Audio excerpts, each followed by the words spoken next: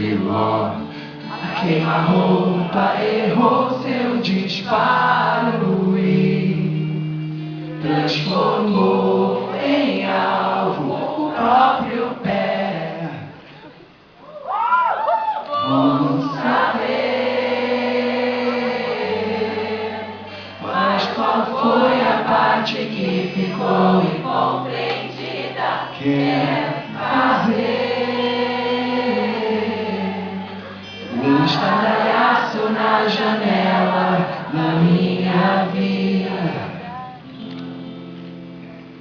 sublime onde o silêncio está. Rolou? Vamos lá. Voltamos à porradaria. É, legal. Muito bonito. Que bom que aconteceu isso, meu Deus. Legal.